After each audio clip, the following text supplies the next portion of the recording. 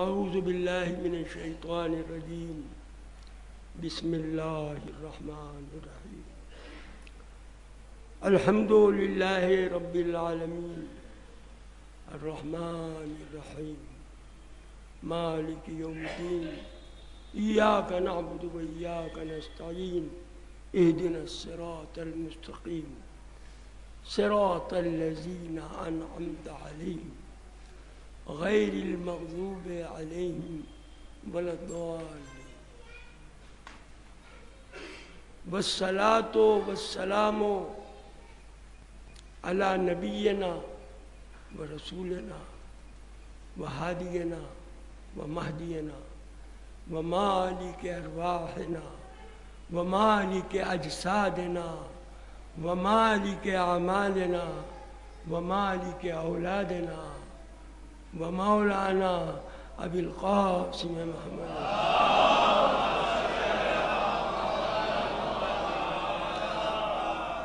وعلى اہل بیتہ الطاہرین المعصومین المظلومین من یومنا ھذا الی یوم الدین فقد قال اللہ تعالی فی کتابہ المبین وهو اصدق القائلین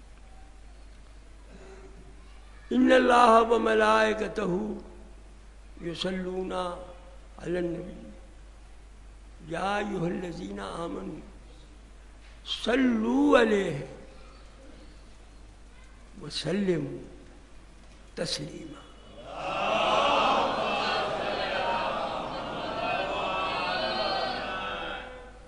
کما قال اللہ تعالی فی کتابہ المبین وهو اصدق القائلین وَإِذِ ابْتَلَىٰ إِبْرَاهِيمَ رَبُّهُ بِكَلِمَاتٍ فَأَتَمَّهُنَّ قَالَ إِنِّي جَاعِلُكَ لِلنَّاسِ إِمَامًا قَالَ وَمِن ذُرِّيَّتِي قَالَ لَا يَنَالُ عَهْدِي الظَّالِمِينَ میرا قاعدہ ہے کہ ان آیات مقدسہ پر کچھ نہ کچھ نئی بات کہنے کی کوشش کرتا ہوں تاکہ آپ حضرات کہ جذبات ایمانی اور زیادہ بڑھ جائیں اور زیادہ اضافہ ہو جائے اور آپ سمجھیں چونکہ میرا عنوان ہے معرفت حق محمد و آل محمد، اسی لیے میں نے اہل بیت اطہار پر ریسرچ کی ہے اور ان کے دامن پاک کو پکڑا ہے کہ ان کے علاوہ نجات کا کوئی راستہ نہیں۔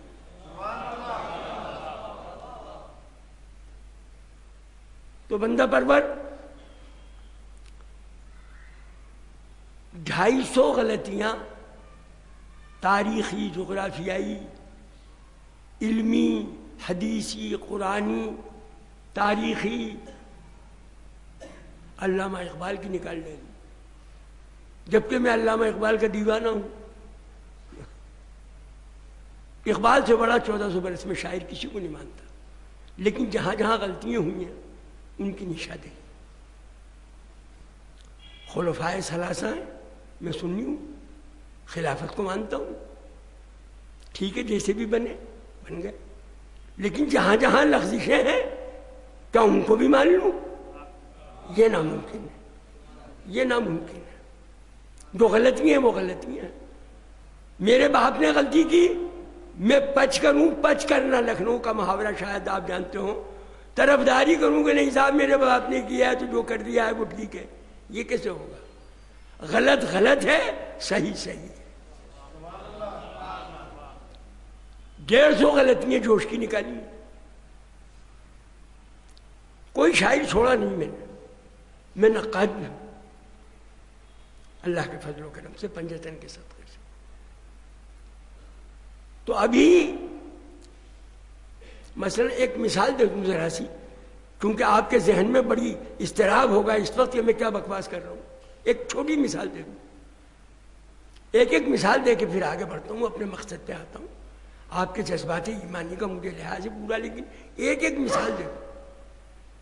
دشت و دشت ہے، دریا بھی نہ چھوڑے ہم نے، بحر ظلمات میں دوڑا دیے گھوڑے ہم نے۔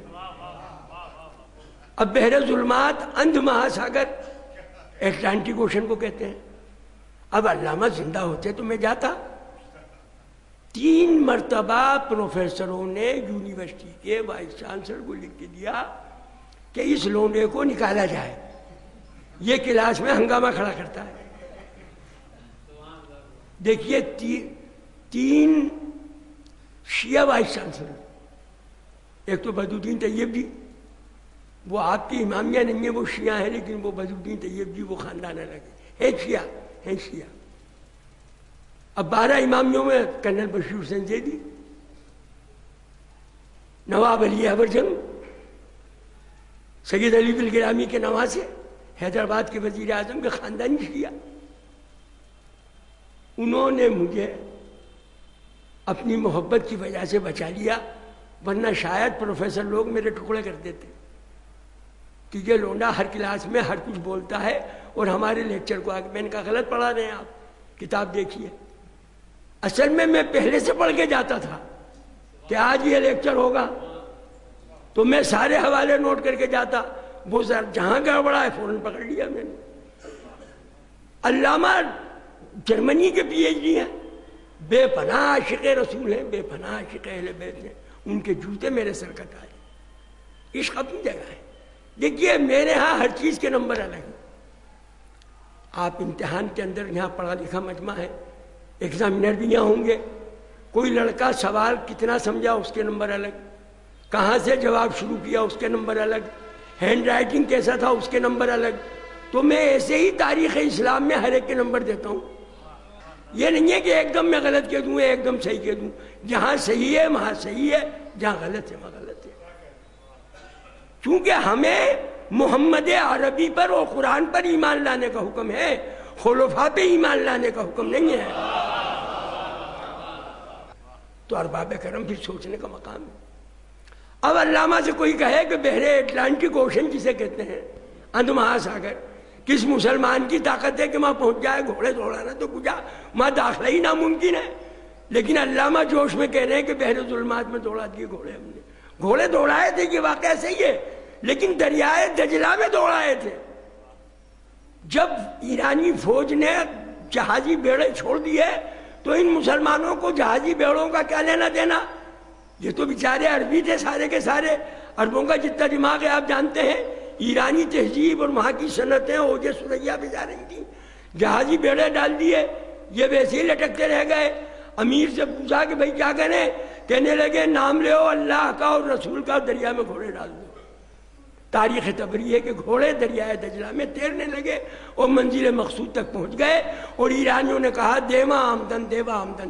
تبری نے کی جملہ لکھا ہے عربی کتاب میں، فارسی کا جملہ، کہ ایرانیوں نے کہا دیوا آمدن، دیو آ گئے، دیو آ گئے، جنات آ گئے، جنات آ گئے. تو ایک مثال دی میں نے آپ آئی سمجھ میں بات. دریائے دجلہ میں گھوڑے دوڑائے، اندھ مہاساگر میں گھوڑے کون دوڑائے گا؟ لیکن جوش میں جذبے میں کہہ گئے. ہمارے ذاکر بہت سی باتیں کہہ جاتے ہیں، اللہ معاف کرے، میں بھی کہہ جاتا ہوں، میں مستثنا نہیں ہوں، میں بھی بہت غلط ہوں، اللہ مجھے معاف کرے. دیکھیے غلطی کرنا برا نہیں ہے، غلطی کا اعتراف نہ کرنا جرم ہے. تو ارباب کرم اب جوش صاحب پہ آئیے. دکھ شیر سے بے حساب پائے میں نے، ہر سانس میں 100 عذاب پائے میں نے. اگلے جب بحروں نے 100 لالو گوہر، تحسین کے کچھ حباب پائے میں نے. اگلے جب بحروں نے، بحر معنی سمندر، بحر معنی ارے بولو، بحر معنی تو سمندروں نے لال اور گوہر اگلے.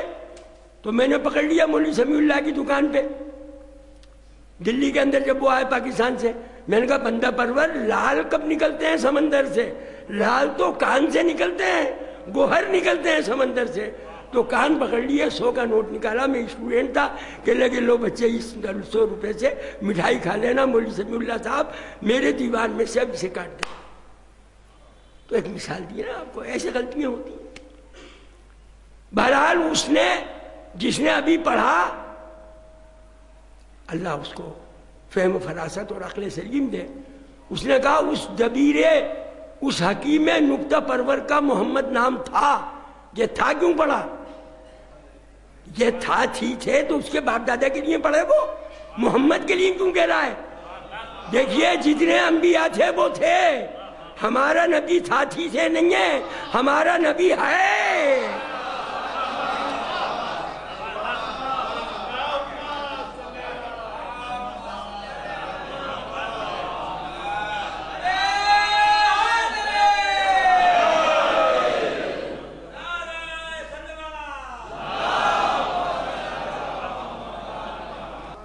وہ 12 امام وہ جب بھی امام تھے، علی آج بھی امام ہیں، وہ قیامت تک امام ہے۔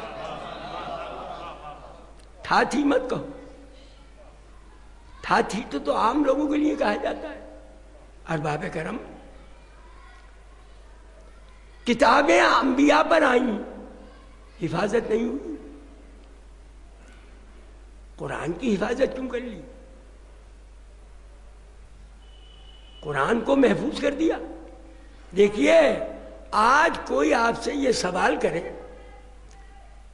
دنیا کے مذہب والے، یہ پڑھا لکھا مجمع ہے اور میں پروفیسر ہوں comparative study of world religion کا، دنیا کے جتنے مذہب ہیں اپنی جگہ مذہب ہیں، مگر کیا وہ مذہب محفوظ ہیں؟ ان کا قانون محفوظ ہے؟ مذہب ہیں، اگر ان سے کہا جائے تمہارے پاس تمہارا قانون ہے جو تمہارے پیغمبر نے دیا ہے، تو آج ان کے پاس وہ قانون نہیں ہے جو پیغمبر نے دیا ہے۔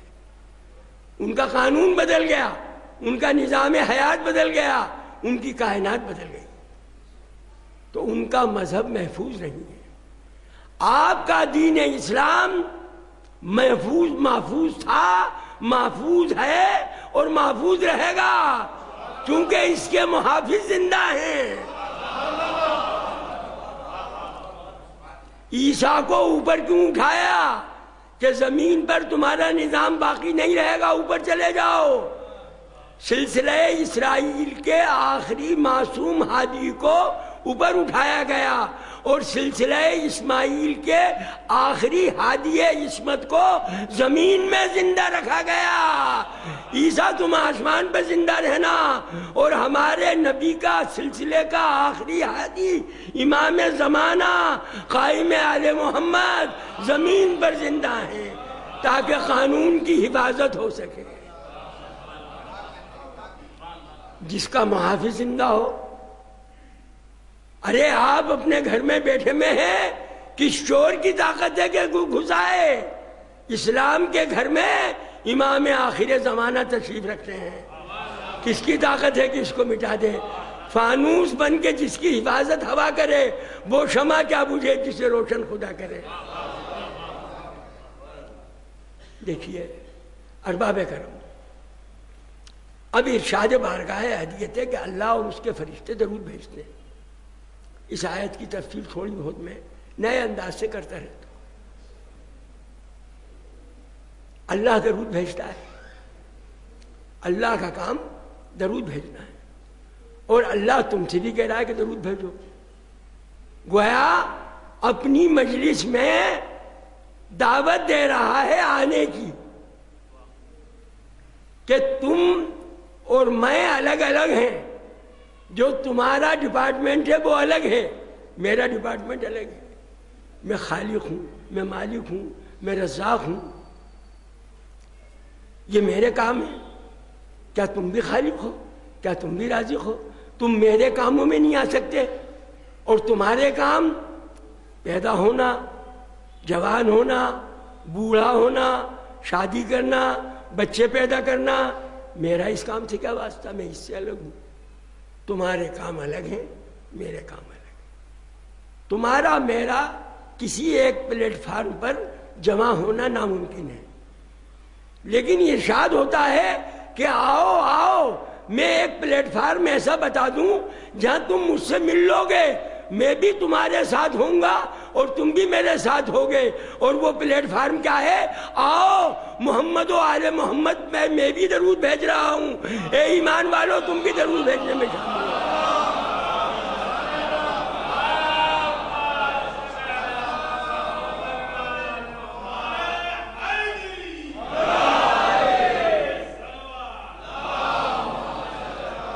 اب مسلمان جن اعمال پہ نازاں ہیں، صاحب ہم تو حج کر رہے ہیں، کیا گارنٹی ہے کہ حج مقبول ہو جائے؟ ہم نماز پڑھ رہے ہیں، کیا گارنٹی ہے کہ نماز مقبول ہو جائے؟ ہم روزے رکھ رہے ہیں، کیا گارنٹی ہے کہ روزے مقبول ہو جائیں؟ ہمارے جتنے عمل اسلامی ہیں، اعمال اسلامی، ان کی گارنٹی نہیں دی اللہ نے کہ وہ قبول کر لیے جائیں، کیونکہ وہ ہمارے عمل ہیں۔ مگر ایک عمل اللہ نے ایسا بتایا، معصومین نے کہا ہے، امام جعفر صادق سے پوچھا کہ مولا اس میں اعظم بتائیے، تو کسی نے کہا کہ سورہ آیت الکرسی میں اس میں اعظم ہے، کسی نے کہا کہ سورہ یاسین میں ہے، کسی نے کہا کہ سورہ مزمل میں ہے، کسی نے کہا لا الہ الا انت سبحانک انی کنت من الظالمین میں اس میں اعظم ہے۔ امام صادق نے فرمایا کہ اے لوگو، اس میں اعظم وہ ہے کہ ادھر منہ سے نکلے ادھر دعا قبول ہو جائے، اور وہ عمل سوائے درود محمد و آل محمد کے دوسرا نہیں ہے۔ ادھر آپ نے درود پڑھا اور ادھر اللہ نے قبول کیا۔ ہر عمل رد کر سکتا ہے، مگر درود کیسے رد کرے؟ ارے وہ تو خود پڑھ رہا ہے درود، تو جو کام خود کر رہا ہے اگر دوسرا کرے تو اسے کیسے غلط کر دے گا؟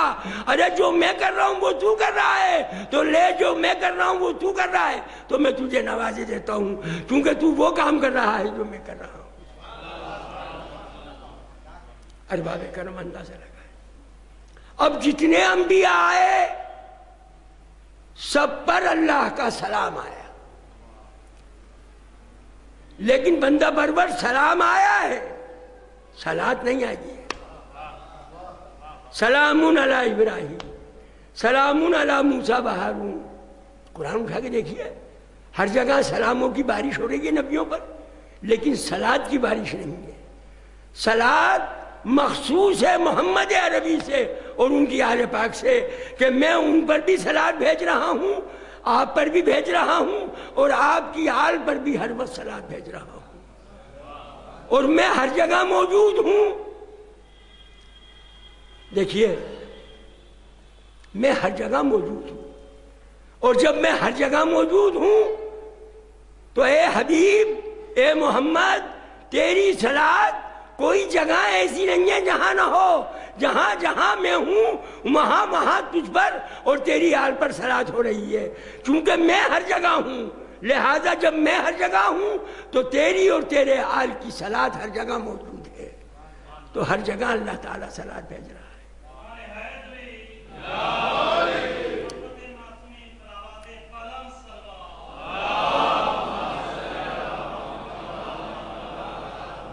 اب جب یہ منزلت اہل بیت اطہار کو دے دی گئی، حضرت ابراہیم کو بھی دی گئی۔ حضرت ابراہیم کو امامت دی گئی، کسی نبی کو امامت نہیں دی۔ امامت کا سلسلہ حضرت ابراہیم سے کیوں دی گئی؟ امتحان لیے گئے۔ آپ کہیں گے امتحان ہر نبی سے لیا گیا؟ ہاں بے شک، لیکن ایک ایک امتحان لیا گیا۔ حضرت ابراہیم سے 3 امتحان لیے گئے۔ کتنے؟ پہلے مال کا امتحان، بھیڑیں چرا رہے تھے، ایک خوبصورت نوجوان آیا۔ امامیہ کے اندر بھی یہ روایت ہے حدیث میں اور اہل سنت کے ہیں، اس نے کہا اللہ، تو وجد میں آ گئے کہ تو میرے اللہ کا نام لے رہا ہے؟ کہا ایک مرتبہ اور دوبارہ نام لے دے، آدھی بھیڑیں دے دوں گا۔ آدھی بھیڑیں دے دیں، اس نے پھر اللہ کہا کہ ایک مرتبہ اور کہہ دے اللہ کا نام، تو کہا اللہ ربنا و رب الملائکۃ والروح۔ کہا آدھی بھیڑیں بھی تیری۔ 2 بار ہو گیا۔ کہا اے نوجوان، خوبصورت تیری آواز بڑی زبردست، دل کو ٹکڑے کر رہی ہے میرے، ایسی پیاری آواز ہے، ایک بار اور کہہ دے قسم دے دی آپ کیا دو گے؟ کہ اپنی جان دوں گا. پھر کہا ابراہیم خلیل اللہ ہے.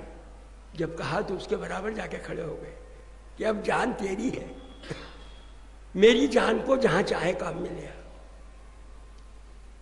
پردہ اٹھایا نوجوان نے، کہا اے خلیل خدا آپ پہچانے نہیں میں کون ہوں؟ میں جبریل ہوں، امتحان لینے آیا تھا کہ آپ کو اللہ پیارا ہے یا مال پیارا ہے. میں نے دیکھ لیا کہ مال پیارا نہیں ہے، اللہ پیارا ہے. مال کا امتحان. مسلمان مال پہ مرنے لگے، فتوحات کا سیلاب آیا، مال غنیمت ملنے لگا. آج بھی مال پہ مر رہے ہیں. سعودی عربیہ میں کوئی ٹھکانہ نہیں ہے دولت کا، مال پہ مر رہے ہیں. مسلمانوں، امامت کا درجہ قربانی سے ملتا ہے. مال قربان کر دیا. دوسرا نمبر آیا کہ ہم چاہتے ہیں کہ آپ کو آگ میں ڈال دیں، تیار ہو جاؤ. کہہ چکا ہوں میں، بس اشارہ کر کے آگے بڑھوں گا.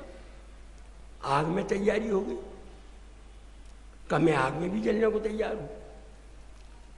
جب آگ میں ڈالے جانے لگے تو جبریل آئے، کہا حل لک حاجتن یا خلیل، اے ابراہیم کوئی حاجت ہو تو بتائیے، میں اوپر جا رہا ہوں آپ نیچے ہیں. ہائے ہائے ہائے. جب میرے آقا و مولا معراج میں گئے اور سدرا پہ جبریل رک گئے تو میرے آقا نے کہا حل لک حاجتن یا جبرائیل، اے جبریل کوئی حاجت ہو بتائیے. کہا کیوں؟ کہ تم نے میرے جد سے کہا تھا کہ کوئی حاجت ہو تو بتائیے، آج میں تم سے کہہ رہا ہوں کوئی حاجت ہو تو بتائیے. ارباب کرم توجہ کریں، کچھ نئی باتیں آپ کے کان میں پڑ جائیں تو میرے لیے سعادت ہے. آگ میں ڈالیں گے. کل عرض کر چکا، حکم ہوا یا نارو کونی بردم و سلامن علی ابراہیم، اے آگ ٹھنڈی ہو جا. امام مولائے کائنات سے پوچھا کہ آگ ٹھنڈی ہو گئی تو آگ کی حرارت کا کیا ٹھکانہ؟ درجہ حرارت الگ ہے، درجہ برودت الگ ہے. آج کا زمانہ تھرمامیٹر کا ہے، تھرمامیٹر ایجاد نہیں ہوا ہے، مولا تھرمامیٹر کی رہنمائی کر رہے ہیں کہ دیکھو درجہ جب بڑھتا ہے حرارت کا تو گرمی بڑھتی ہے، اور جب درجہ گھٹتا ہے تو ٹھنڈ بڑھتی ہے. ٹیمپریچر اپر بھی ہوتا ہے، لوور بھی ہوتا ہے، اور ٹیمپریچر مائنس ہو جاتا ہے. جب 50 مائنس ہوتا ہے یا 100 مائنس ہوتا ہے تو آدمی مر جاتا ہے. مولا نے راز کھول دیا کہ جب ابراہیم کے لیے ٹھنڈا کیا تو شرط لگائی. یہودی سوال کر رہا تھا، اے یہودی کہا سلامن، ایسی ٹھنڈی ہونا، اتنی ٹھنڈی مت ہو جانا کہ ٹیمپریچر 100 مائنس ہو جائے. تو اتنا اگر گر گیا ٹیمپریچر تو میرا ابراہیم زندہ نہیں رہے گا. لہذا سلامن کہا. ابراہیم بچ گئے. آگ ٹھنڈی ہو گئی، گلزار ہو گیا. علامہ کہتے ہیں آج بھی ہو جو ابراہیم سا ایما پیدا، آگ کر سکتی ہے انداز گلستاں پیدا. یہ آگ ہے. آگ، پانی، ہوا، مٹی، یہ 4 عناصر دنیا جانتی تھی. امام صادق نے کہا کہ یہ عناصر بسیط نہیں ہے، سنگل نہیں ہے، یہ بھی کمپاؤنڈ ہے، مرکب ہیں. یہ 1400 سال پہلے، 1200 سال پہلے، 1300 سال پہلے امام وقت کہہ رہا ہے. اور آج کا سائنسداں جب تشریح کر رہا ہے کیمسٹری میں تو دیکھ رہا ہے پانی اکیلا نہیں ہے، پانی کا عنصر اکیلا نہیں ہے، اس میں اور عناصر بھی شامل ہیں، اس میں ہائیڈروجن بھی ہے، اس میں آکسیجن بھی ہے۔ ہائیڈروجن آکسیجن کو کنٹرول کرتی ہے، ورنہ آکسیجن کا کام جلانا بھی ہے۔ بندہ پرور امام زمانہ کہہ رہا ہے، امام وقت کہہ رہا ہے۔ انشاءاللہ چھوٹے امام باڑے میں سائنٹیفک مجلس میں پڑھوں گا، ابھی یہاں نہیں پڑھوں گا، ورنہ مومنین گھبرا جائیں گے، کہہ رہے صاحب یہ سائنس کا پروفیسر کہاں سے آ گیا، مجلس پڑھنے آیا ہے، سائنس بگاڑنے آیا ہے۔ بہرحال اشارہ کر دیا میں۔ تو ارباب کرم کے سارے علوم، آج کی دنیا کا ڈیولپمنٹ اہل بیت کا دیا ہوا ہے، اسے میں ثابت کروں گا انشاءاللہ، آئندہ پہ موقوف رکھوں۔ تو ارباب کرم یہ امتحان بھی ہو گیا۔ اب تیسرا امتحان ہے کہ اپنے بیٹے کو اپنے ہاتھ سے ذبح کرو۔ کیا کسی نبی کے لیے یہ امتحان ہوا؟ نہیں، سوچ کے جواب دیجیے۔ دیکھیے کسی نبی پر یہ امتحان نہیں آیا۔ حضرت ایوب کا صبر کو آزمایا گیا، حضرت یوسف قید خانے میں گئے، حضرت یوسف کنویں میں ڈالے گئے، یہ امتحانات ہی تو ہیں سارے۔ لیکن بیٹے کو ہاتھ سے ذبح کرو، پالنے والے، یہ تو بڑا سخت امتحان ہے۔ یہ بھی منظور ہے؟ ہائے ہائے۔ تو بیٹے سے کہا خواب دیکھا ہے۔ اے ابراہیم، آپ کو خواب دکھایا جا رہا ہے۔ خواب تو سوتے میں دیکھا جاتا ہے، خواب صحیح بھی ہو سکتا ہے، غلط بھی ہو سکتا ہے، لیکن نبی کا خواب عام انسان کا خواب نہیں ہے۔ تو بیٹے سے کہا کہ میں نے خواب دیکھا ہے۔ قرآن کہہ رہا ہے فَلَمَّا بَلَغَ مَعَهُ السَّعْيَ قَالَ يَا بُنَيَّ إِنِّي أَرَىٰ فِي الْمَنَامِ، میں خواب میں دیکھ رہا ہوں کہ تجھے ذبح کر رہا ہوں۔ اب یہاں ایک بڑی لطیف بات کہی امام جعفر صادق نے، نئی بات کہہ رہا ہوں، نوٹ ہو رہی ہے۔ پوچھا کہ اے امام حسن عسکری کی تفسیر میں یہ روایت موجود ہے کہ ابراہیم کو خواب کیوں دکھایا گیا؟ اور پوچھنے والا یہودی ہے۔ یہودی اور عیسائی زیادہ آتے تھے، مسلمان تو جاتے ہی نہیں تھے حکومت کے ڈر کی وجہ سے۔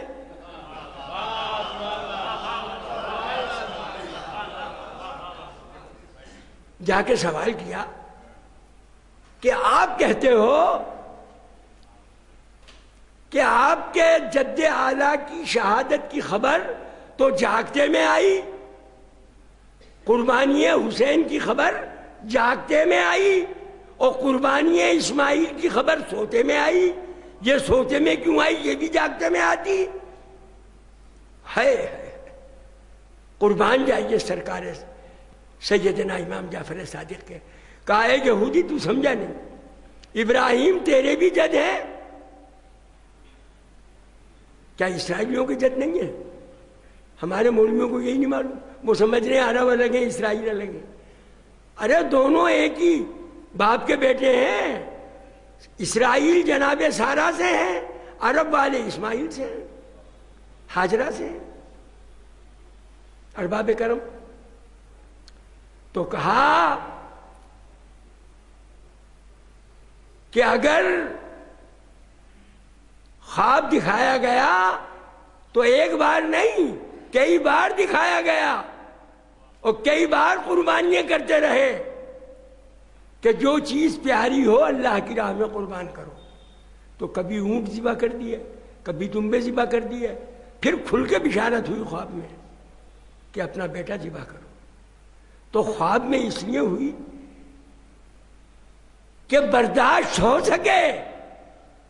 جاگتے میں عجیب خواب میں اگر آپ دیکھیں کہ کوئی آپ کو مار رہا ہے تو اتنی دہشت نہیں ہوگی۔ مولا نے کہا، امام صادق نے، کہ اگر جاگتے میں کوئی بندوق لے کے آ جائے تو آپ کا تو حلیہ بگڑ جائے گا۔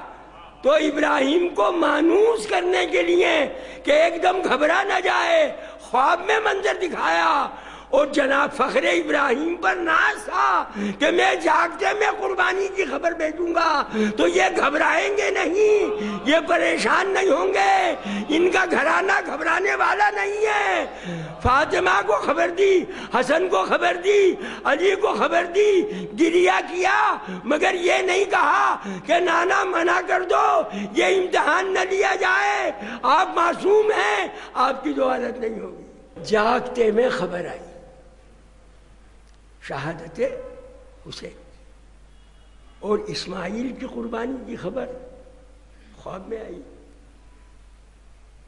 باپ نے بیٹی سے کہا کہ میں دیکھ رہا ہوں، ذبح کر رہا ہوں، تیری کیا رائے ہے؟ تو اللہ رب العزت نے جبریل کو حکم دیا کہ جو نور محمدی ابراہیم کے پاس ہے، ہر نبی نور محمدی کا امین تھا، یہ شیعہ مانتے ہیں اور اب سنی بھی ماننے لگے، اب آ رہے ہیں دھیرے دھیرے ڈھرنے پہ آ رہے ہیں۔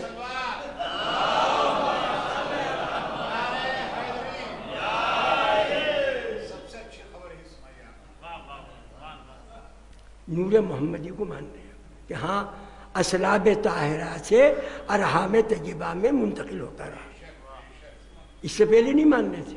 امام جلال الدین سیوطی نے، میری تقریر ٹیپ ہو رہی ہے، رسائل تسا 9 جلدیں لکھی ہیں اتنی موٹی موٹی، جو شافعی ہیں، حنفی سنی ہیں، 9ویں صدی کے مجدد ہیں۔ تب سے سنی مسلمانوں نے حضرت ختمی مرتبت سے لے کر حضرت آدم تک حضور کے تمام آباء و اجداد کو، تمام امہات کو مومنہ، جنتی، مواحدہ مانا ہے، اس سے پہلے کافر مان رہے تھے۔ سن رہے ہیں آپ؟ ادھر جب عیسائیوں نے، یہودیوں نے دھر دبوچا کہ ہمارے بنی اسرائیل میں تو ایک کے بعد دوسرا پیغمبر آیا، سارے پیغمبروں میں آئے، اور تمہارا نبی تو کافروں میں آیا، تمہارا نبی تو بت پرستوں میں آیا، تو اب مسلمانوں کو ہوش آیا، جب کیا تنگ بتوں نے تو خدا یاد آیا، تو کہنے لگے اب ہم ریسرچ کریں گے، اور رسول پاک کے آباء و اجداد و امہات کو اب مومن کہہ رہے ہیں۔ شکریہ اہل سنت کا کہ اب لائن پہ آ گئے۔ تو حضرت اسماعیل کے لیے حکم ہوا جبریل کو کہ اب امانت نور محمدی ان کو دے دو، فوراً منتقل کر دی۔ جب امانت نور محمدی آ گئی تو باپ نے کہا کہ اب بیٹا کیا رائے ہے؟ تو بیٹا کہتا ہے قال ستجدنی انشاءاللہ من الصابرین، آپ کو جو حکم ہوا ہے کریے، مجھے آپ صابروں میں سے پائیں گے۔ تو صابروں میں سے پائیں گے کیا مطلب؟ بھائی اگر میں یہ کہوں کہ میں علی گڑھ یونیورسٹی میں فرسٹ ڈویژن آنے والوں میں سے ہوں، تو اس کے معنی یہ ہیں کہ فرسٹ ڈویژن آنے والے پہلے سے ہیں۔ تو حضرت اسماعیل کہہ رہے ہیں کہ مجھے صابروں میں پائیے گا۔ تو میں عرض کروں سرکار اسماعیل سے کہ حضور سب سے پہلے صابر تو آپ ہیں کہ نیچے چھری کے جا رہے ہیں، کیا آپ سے پہلے بھی کوئی صابر ہے؟ تو جبریل کو حکم ہوا پردہ ہٹا دے، دیکھا کہ ہاں عالم نور میں شہدائے کربلا کے انوار تجلیاں ہو رہی ہیں، اور وہ صابرین قربانی کی تیاریاں کر رہے ہیں۔ کہا دیکھا اسماعیل یہ صابرین ہیں، تو کہا کہ بابا مجھے بھی انہی صابروں میں سے پائیے گا جو میدان کربلا میں صبر کی انتہا کر دیں گے، میں بھی صابرین میں سے ہوں۔ ستجدنی انشاءاللہ من الصابرین، اللہ نے چاہا تو آپ مجھے صابروں میں سے پائیں گے۔ ارباب کرم حضرت اسماعیل اور ابراہیم چلے، ماں سے کہا کہ ذرا ان کو کپڑے پہنوا دیجیے، کپڑے پہنا دیجیے، سرما بھی لگا دیجیے، خوشبو بھی لگا دیجیے، اچھے کپڑے پہنائے۔ پھر ایک رسی بھی لی، پھر ایک چھری بھی لی۔ حاجرہ نے کہا یہ کیا ہے؟ کہا کہ دوست کیا جا رہے ہیں، کیا پتا وہاں کوئی جانور ذبح کرنا پڑے تو اسی میں لے جائیں۔ تو کیا ابراہیم کو ہم جھوٹا کہیں؟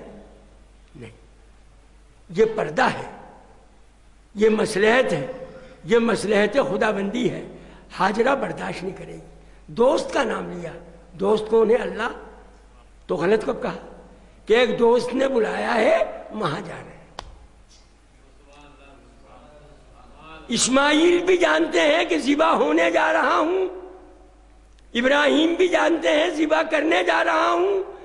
آج دنیا اعتراض کرتی ہے کہ اگر حسین جانتے تھے کہ میدان کربلا میں شہید ہو جانا ہے تو کیوں گئے؟ ارے ابراہیم سے جا کے شکایت کرو، کیوں جا رہے ہو؟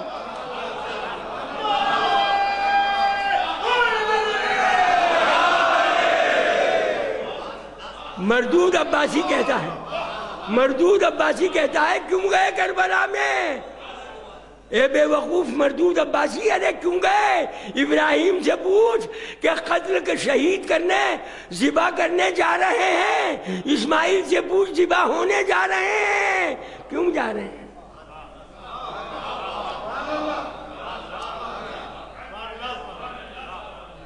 یہ اعتراض ہے۔ شاعروں نے بھی، شیطانوں نے باندھا ہے کہ صاحب کیوں چلے گئے؟ اگر علم غیب تھا اور ظاہر تھا اور معلوم تھا کہ ذبح ہونا ہے تو کیوں گئے؟ ارے وہاں بھی طے تھا کہ ذبح کی تکمیل کرنا ہے، چاہے تکمیل ہو چاہے نہ ہو، یہ علم الہی میں تھا۔ اور یہاں بھی حسین کو معلوم تھا کہ یہاں تو تکمیل مکمل کرنا ہے۔ ابراہیم ابتدا کر رہے ہیں، مجھے انتہا کرنا ہے۔ حسین جانتے تھے۔ اب شیطان تو یہاں بھی لگا ہوا ہے لکھنؤ میں، اور وہاں بھی لگا ہوا ہے، اور ہر جگہ موجود ہے۔ اس نے کہا کہ یار ان کو کیسے روکا جائے؟ تاریخ دہرا رہا ہوں۔ دیکھیے میں ہسٹری میں بھی ایم اے ہوں، میں سر پھوڑ لوں کہ میں اپنی تعریف کرتا ہوں، اللہ مجھے معاف کرے۔ ورلڈ ہسٹری میرا ہر ایم اے کے اندر ایک اسپیشل پیپر ہوتا ہے۔ کسی نے انڈین ہسٹری لی، کسی نے ایرانین ہسٹری لی، کسی نے انگلینڈ کی لی۔ میں نے اپنے استاد پروفیسر حبیب سے جو کمیونسٹ تھے ان سے کہا مجھے ورلڈ ہسٹری دیجیے، کہ ورلڈ ہسٹری کور کر لو گے؟ میں نے کہا کر لوں گا۔ کی؟ اور فرسٹ ڈویژن مارکس آئے۔ ہسٹری میں فرسٹ آنا مشکل ہے، ہاں انگریزی اور ہسٹری مشکل ہوتا ہے۔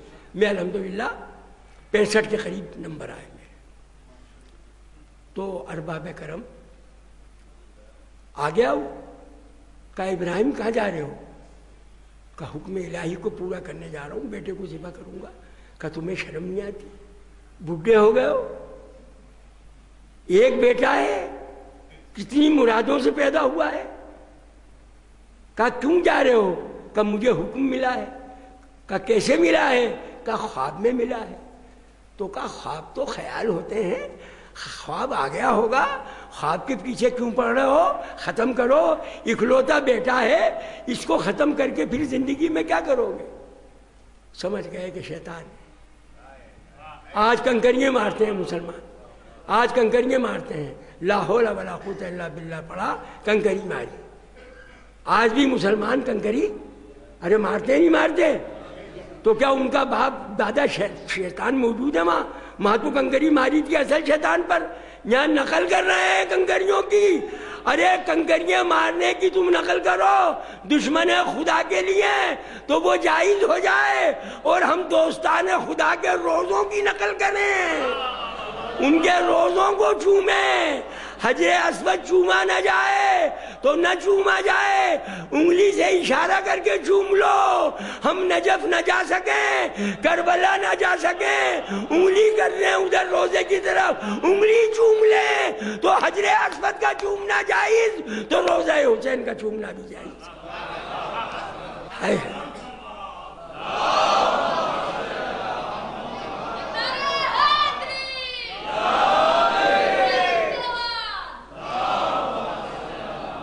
دیکھیے آپ نے دیکھا ہوگا کہ کعبے میں جب نماز ہوتی ہے تو کعبہ گول ہے نا، تو چاروں طرف نمازی، ہم یہاں پہ پڑھتے ہیں تو منہ میرا طرف کعبے کی، لیکن وہاں تو کعبہ ہی ہے، تو جدھر دیکھو ادھر ہی لوگ چاروں طرف گول چکر میں کعبے کے سامنے جھک رہے ہیں۔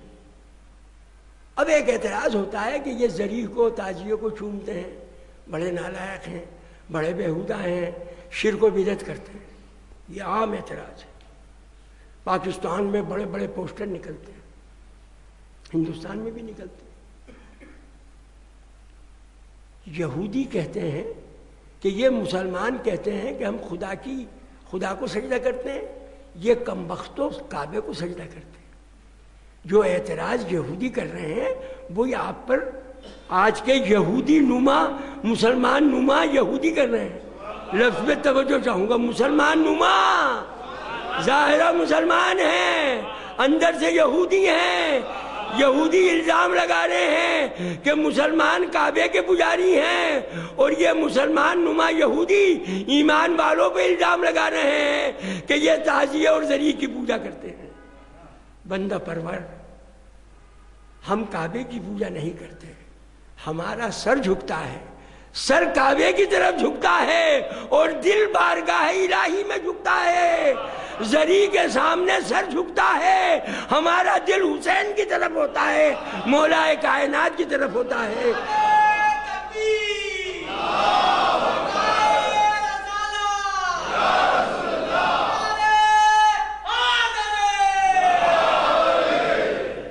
دو لفظ یہودیوں نے ایجاد کیے ہیں۔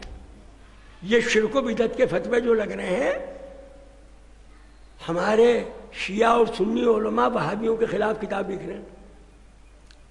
ارے بھائی کیوں لکھ رہے ہو؟ شرک و بدعت، دیکھیے مسلمان جاہل سے جاہل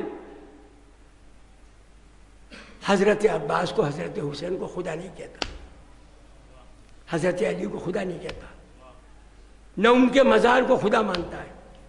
یہ مانتا ہے کہ یہ ذری اس مقدس اللہ کے ولی اور امام کی ہے، اس کی تعظیم کرتا ہے۔ تعظیم الگ ہے، سجدہ الگ ہے۔ عبادت انگریزی میں ورشپ، انگریزی میں ٹو کس، چومنا، ٹو ورشپ، پوجنا۔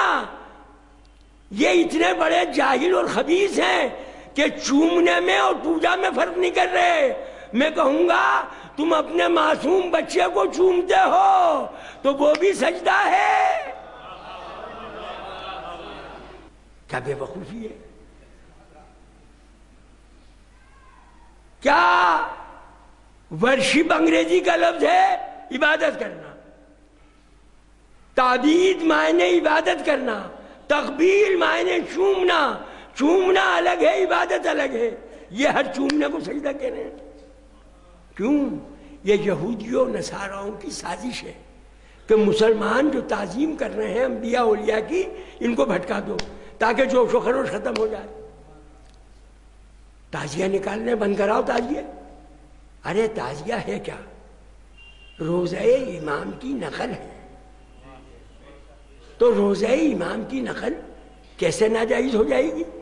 تم اپنی مسجدوں میں کعبے کا نقشہ بنا کے کیلنڈر میں لگا رہے ہو تو تمہارا کعبے کا نقشہ تو جائز ہے، اور جو رسول کعبے کا کعبہ ہے اس کے گنبد خضرا کا نقشہ ناجائز ہے، اور جو اس رسول کا جان و جگر ہے، جو رسول اس سے ہے اور وہ رسول سے ہے، اس کی کربلا کا نقشہ ناجائز ہے۔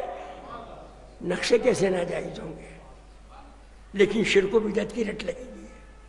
پوچھو آپ کسی بھی سنی سے، شرک و بدعت یہ لفظ کس نے نکالے ہیں؟ یہودیوں اور عیسائیوں نے۔ ہمارے سنی اور شیعہ عالموں کو نہیں معلوم ہے۔ میں نے ان کی عبرانی زبان پڑھی ہے، اس میں انہوں نے کہا ہے کہ ہم نے مسلمانوں کو ہٹانے کے لیے یہ دو لفظ ایجاد کر دی۔ بدعت معنی ہر وہ چیز جو نہیں ہو۔ تو میں کہتا ہوں بھئی حجاج بن یوسف نے قرآن پہ اعراب لگا دیے، زیر زبر پیش لگا دیے، یہ کیوں پڑھ رہے ہو تم؟ یہ بھی بدعت ہے۔ مسجدوں کے اندر مدرسے نہ تھے، اب مدرسے، یہ بھی بدعت ہے۔ تو معلوم ہوا کہ ہر بدعت بدعت نہیں ہے۔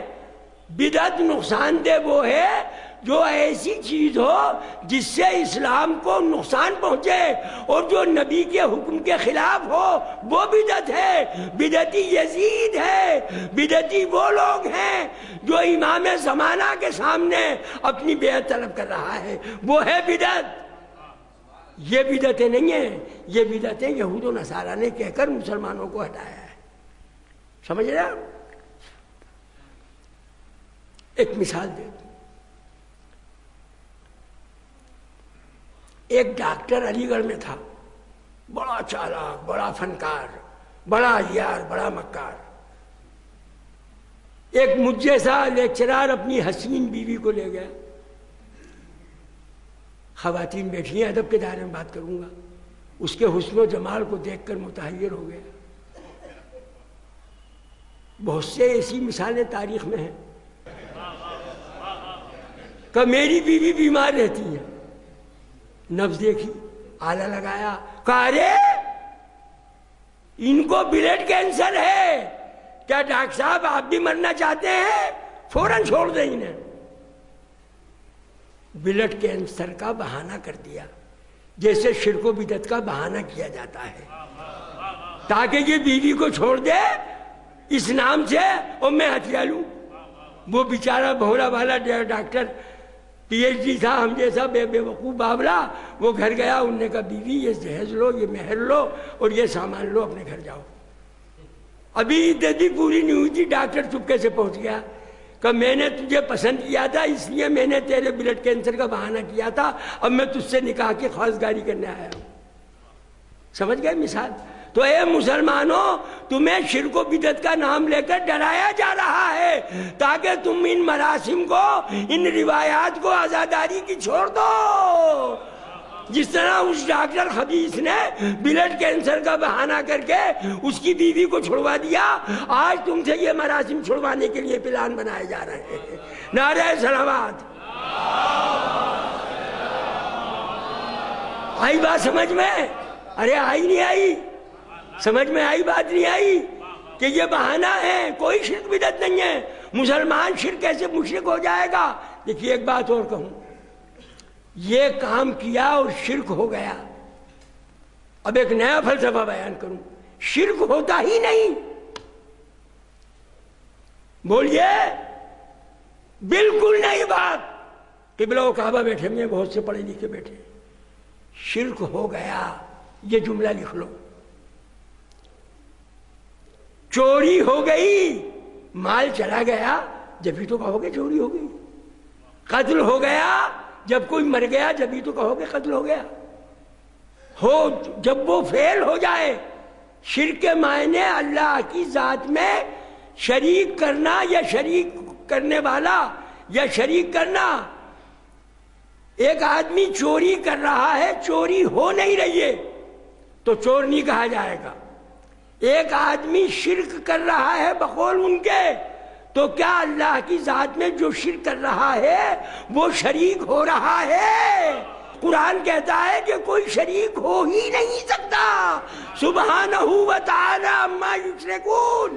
تو شرک واقعی نہیں ہو سکتا۔ جب واقع نہیں ہوگا تو تم مسلمانوں کو مشرک کیسے کہہ رہے ہو؟ ارے مشرک تو جب کہو جب وہ شرک کریں اور اللہ کی ذات میں کوئی شریک ہو جائے۔ اللہ شریک ہونے سے پاک ہے، شریک ہو ہی نہیں سکتا، لہذا شرک ہو ہی نہیں سکتا۔ تمہارا شرک تمہیں پہ لوٹ آئے گا۔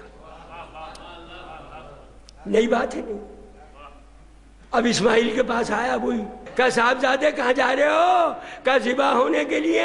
کہا شرم نہیں آتی، بڈھے باپ کو داغ مفارقت دے رہے ہو؟ کہا حکم خدا ہے۔ کہا تمہیں ملا ہے؟ کہا ابا کو ملا ہے۔ کیسے ملا ہے؟ کہا خواب میں ملا ہے۔ کہا تمہیں پتہ نہیں ہے تمہارا باپ بڈھا ٹھڈا ہے، عمر زیادہ ہو گئی ہے، لہذا اس کی باتوں میں مت آؤ اور اپنے گھر جاؤ۔ پہچان گئے کہ یہ شیطان علیہ لعنت ہے، لاہول پڑی، کنکری مار دی۔ اب جناب حاجرہ کے پاس آیا، کہا اے حاجرہ کچھ خبر ہے؟ بیٹا کہاں گیا ہے؟ کہا ایک دوست کے دعوت میں۔ کہا دعوت میں نہیں گیا ہے، ذبح ہونے گیا ہے۔ کہا ذبح کیوں ہوا ہے؟ کہ تمہارے شوہر کو اللہ نے خواب میں کہا ہے کہ بیٹا ذبح کرو. تو کہا میرے اللہ نے کہا ہے. کہاں؟ تو کہا اللہ نے کہا ہے تو ایک اسماعیل نہیں، یہ ہاجرہ ہیں، یہ جدہ فاطمہ ہیں، یہ جدہ خدیجہ ہیں، یہ جدہ ثانیہ زہرا ہیں. کہتی ہیں ایک اسماعیل نہیں، اگر 1000 ہوں اور حکم الہی ہو تو اس کے حکم پر قربان ہے. کہے ہاجرہ تم سمجھی نہیں، تمہارا خاوند عمر کا زیادہ ہے، تم جوان ہو، تمہارا خاوند بہک گیا ہے، سٹیا گیا ہے. فوراً سمجھ گئی کہ ارے تو جانتا نہیں میرا شوہر رسول ہے، نبی ہے. کیا نبی بہکتا ہے؟ اصول دے دیا کہ جو نبی کو بہکا ہوا کہے وہ ایمان والا نہیں ہے. ہاجرہ پہچان گئی، آج کا مسلمان نہیں پہچان رہا. ہاجرہ نے کہا کہ ارے کبھی نبی بھی بہکتا ہے، تو نبی کو بہکوا کہہ رہا ہے، تو ایمان والا نہیں ہے، تو شیطان ہے. لاہور پڑی ہو کنکرم دار.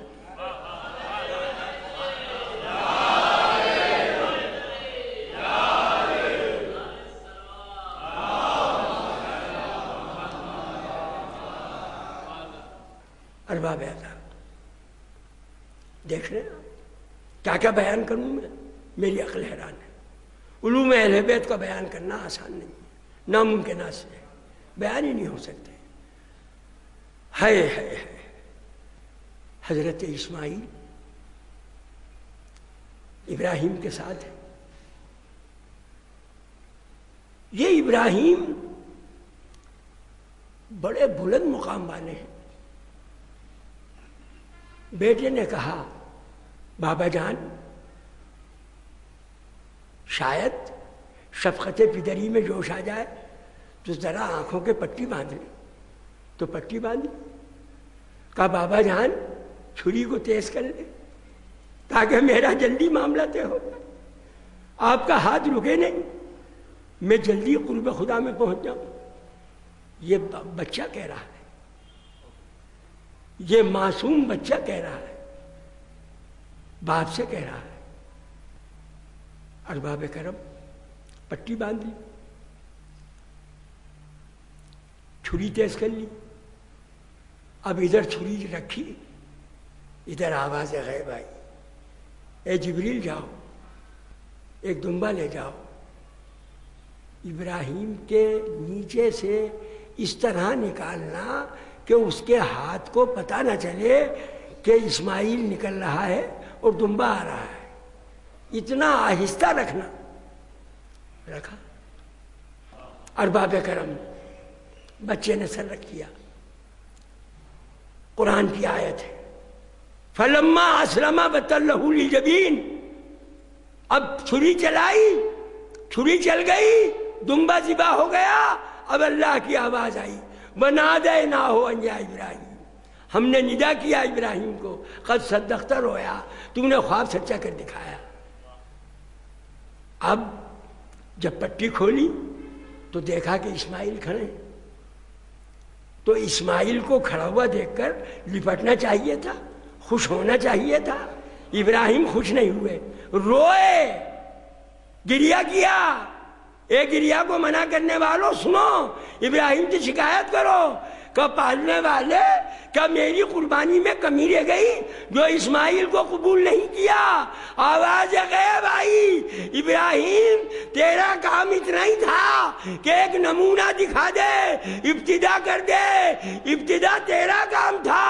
ارے انتہا تیری آنے والی نسل میں پیغمبر آخر الزماں کا شہزادہ حسین آئے گا، وہ تیرے ابتدا کی انتہا کرے گا. منظر کربلا دکھایا. ابراہیم نے جب منظر کربلا دیکھا جبریل کی معرفت، زارو قطار رونے لگے. بیٹا بھی رونے لگا، باپ بھی رونے لگے. تو کربلا واقع نہیں ہوئی ہے، اس سے پہلے ابراہیم رو رہے ہیں.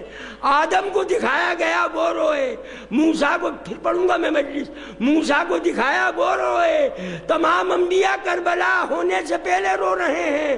ارے میرے میرے نبی آخر الزمان جب خبر شہادت آئی روئے. اے رونے کو منع کرنے والوں، خدا کے واسطے سوچو. ارے تمہارا نبی تو خبر آتے ہی رو رہا ہے، ہم تو کربلا کا واقعہ ہونے کے بعد رو رہے ہیں، وہ تو پہلے سے رو رہے تھے. تو ان کی سنت کو اپنا لو. ارباب کرم، یہ صابرین حسین ان صابروں کے انتہا کو پہنچنے والے ہیں. اللہ اکبر. میدان کربلا میں ایک کے بعد ایک قربانی دینے کے لیے تیار ہے صابرین میں سے. کل میں نے حضرت حر کے صاحبزادے کی بات عرض کی تھی. آج حر آ رہا ہے، قدم پکڑ رہا ہے کہ مولا معاف تو کر دیا، اتنی تو اجازت دیں کہ میں نے اتنا بڑا جرم کیا ہے، اس کے کفارے میں کم سے کم جان دے کر آپ کے نانا کے سامنے سرخرو ہو جاؤں. مولا نے اجازت دے دی. حر چلا. حر جیسا بہادر میمنے میں گیا، چیر کے رکھ دیا. میسرے میں گیا، چیر کے رکھ دیا. قلب لشکر یزید میں گیا، چیر کے رکھ دیا. عمر ابن سعد نے کہا کہ ارے ہمارا آدمی حسین سے جا ملا، اسے چھوڑو مت، ایسا نہ ہو اور لوگ بھی مل جائیں. ہے حسین نے ثابت کر دیا کہ دیکھو میری صداقت یہ ہے، جس کو تم نے میرے قتل کے لیے بھیجا تھا وہ آج میرے ساتھ کھڑا ہے اور میری طرف سے لڑ رہا ہے. اے حر قربان تجھ پر کہ تم نے امام کی نصرت میں قدم بڑھایا، گھوڑا لے کے پہنچا. ثانیہ زہرا نے کہا اے فضہ جانا اور جا کر حر سے کہنا کہ شہزادی زہرا، فاطمہ زہرا کی شہزادی ثانیہ زہرا تجھے سلام کہہ رہی ہے. حر اترا گھوڑے سے، زمین کو چوما کہ شہزادی سے کہنا کہ میں اس قابل کہاں ہوں مجھے آپ سلام کہیں. نانا سے کہنا کہ میری بخشش ہو جائے. ارباب کرم، حر چلا، میدان جنگ میں لڑا اور ایسا لڑا کہ جنگ کا نقشہ بدل دیا. دیکھیے علامہ طبری کہتے ہیں کہ اتنے ہزاروں کا لشکر، حسین کا ایک سپاہی پیچھے نہیں ہٹا، لیکن لشکر یزید 3 بار پیچھے ہٹا ہے. حر کی بہادری یہ ہے کہ لشکر کو بھگا دیا، میدان خالی ہونے لگا. عمر نئی بات پڑھ رہا ہوں. عمر ابن سعد نے کہا اے لوگوں کیا غضب کر رہے ہو؟ کہا عمر ابن سعد دیکھ نہیں رہا ہے، ارے حر سے مقابلہ ہے، ہم میدان میں ٹکیں گے نہیں. بھاگنے لگے. عمر ابن سعد نے پھر بہلایا، پھسلایا، لالچ دیا، پھر لوگ پلٹ کے آئے. پھر حر نے حملہ کیا. عمر ابن سعد نے کہا حر ایسے قابو میں نہیں آئے گا، چاروں طرف سے حملہ کرو. اب حر پہ حملے ہونے لگے. حر گھوڑے پہ لڑکھڑایا، زمین پر آیا، آواز دی السلام علیکہ یا ابا عبداللہ. حسین دوڑے ہوئے گئے. حر کی لاشے پر دیکھا کہ آنکھیں کھلی ہیں، کہ آقا آخری زیارت کر رہا ہوں، ذرا آگے بڑھ جائیے. آگے گئے، زانو پر حر کا سر رکھا. اے حر کربلا کی جلتی بھی زمین پر تیرا سر جل رہا ہے، میرے زانو پہ آ جا. آواز آئی سیدہ خاتون جنا کی، اے حسین آج تمہیں کربلا کی جلتی بھی زمین پر حر کا سر جلنا گوارا نہیں ہے. کل جب تو کربلا کے میدان میں تیرا سر جلتی بھی زمین پر ہوگا تو میں جنت سے اپنے زانو پہ لانے کے لیے آؤں گی. ارباب کرم، حر نے دم توڑ دیا. سر پر بہت خطرناک زخم تھا، خون بہنا بند نہ ہوا. کہ اے حر آج ہم تجھے ایک تحفہ دے رہے ہیں. ہم اہل بیت ہیں، جو ہمارا مہمان آتا ہے تحفہ دیتے ہیں. تو اپنی پاس سے جناب معصومہ کے ہاتھ کا ایک رومال نکالا اور رومال کو حر کی پیشانی سے باندھا. خون تھم گیا. علامہ دربندی کہتے ہیں کہ حر کی قبر کھل گئی تھی، پانی آ رہا تھا، بشارت دی کہ میرے قبر کو سنبھالو. جب لوگوں نے قبر کو کھولا اور دوبارہ مرمت کرنا چاہی تو کیا دیکھا کہ رومال سیدہ ویسے ہی بندھا ہوا ہے اور اس رومال کی خوشبو سے پورا میدان کربلا مہک رہا ہے. الا لعنۃ اللہ القوم الظالمین وسیعلم الذین ظلموا ای منقلب.